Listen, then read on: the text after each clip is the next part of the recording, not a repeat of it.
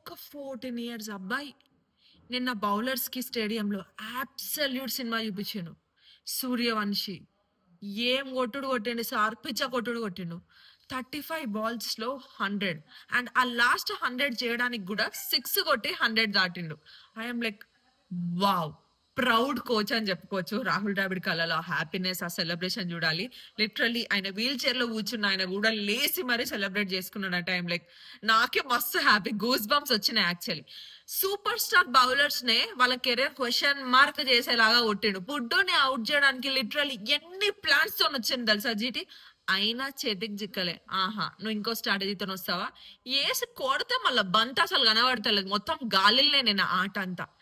నేను దెబ్బకి English కామెంటరీకి switch చేసిన తెలుసా నేను అవి చూసేటప్పుడు. బికాస్ ప్రతిసారి తెలుగు వాళ్ళు 14 ఏళ్ళు అంటుంటే మా అమ్మ నాకు ఒకలాంటి చీప్ లుక్ ఇచ్చింది. బికాస్ ఆ ఏజ్ లో నేను బల్పాలు తింటుండే.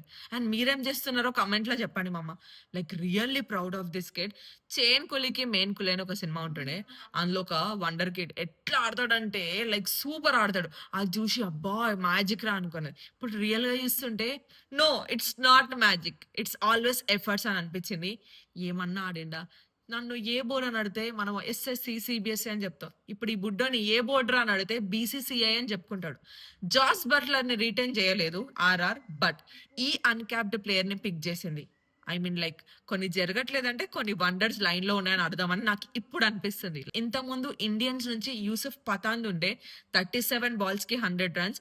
First player who scored 100 in 30 balls was Chris Gayle. Almost Chris Gayle ఇక్కడ ఉంటే ఆయన అంటే ఎక్స్పీరియన్స్ యూనివర్స్ బాస్ మామ. ఆయన తర్వాత మన బుడ్డోడు రికార్డ్ క్రియేట్ చేసి పెట్టిండు.